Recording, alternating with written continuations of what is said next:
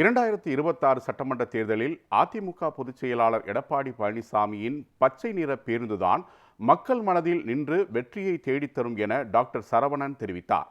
அதிமுக மருத்துவர் அணி இணைச் செயலாளரும் முன்னாள் சட்டமன்ற உறுப்பினருமான டாக்டர் ப. சரவணன் செய்தியாளர்களுக்கு பேட்டியளித்தார். அப்போது பேசிய அவர், எடப்பாடி பழனிசாமியின் எழுச்சி பயணம் மக்களிடையே வரவேற்பு பெற்றுள்ளதால் அது குறித்து முதலமைச்சரும் துணை முதலமைச்சரும் விமர்சனம் செய்து பேசுவதாக கூறினார். மேலும் மக்களுக்கு அளித்த வாக்குறுதிகளை திமுக நிறைவேற்றவில்லை எனவும் விமர்சனம் செய்தார். அவருடைய எழுச்சி பயணத்தில் மக்கள் ஆரவாரமாக பல்லாயிரக்கணக்கில் கலந்து கொண்டிருக்கிறார்கள். அதை பார்த்து இன்றைய ஆளுங்கட்சிக்கு, இன்றைய முதலமைச்சருக்கு, இன்றைய துணை முதலமைச்சருக்கு பயம் வந்துவிட்டது. அதனால் எந்த மேடையை ஏறினாலும் இருவரும் பிதற்றுகிறார்கள். உதாரணத்திற்கு திமுக 525 பொய்யான வாக்குறுதிகளை தந்து மக்களை ஏமாற்றி ஆட்சிக்கு வந்திருக்கிறது. 10% வாக்குறுதிகளை கூட நிறைவேற்றவில்லை. ஆனால் முதலமைச்சர் என்ன சொல்கிறார்? ஒரு கூட்டத்தில் 90% நிறைவேற்றிவிட்டதாக சொல்கிறார், ஒரு கூட்டத்தில் 80% நிறைவேற்றிவிட்டதாக சொல்கிறார்.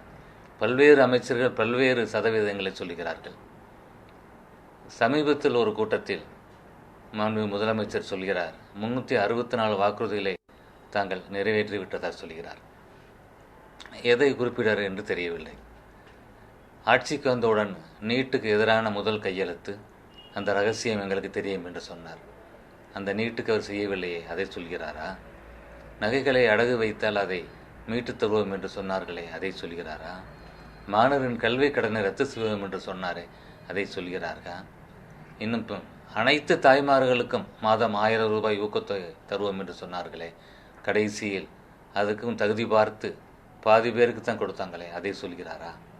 இப்படி அவர்கள் மேடைக்கு மேடை பொய் சொல்ல ஆரம்பித்திருக்கிறார்கள்.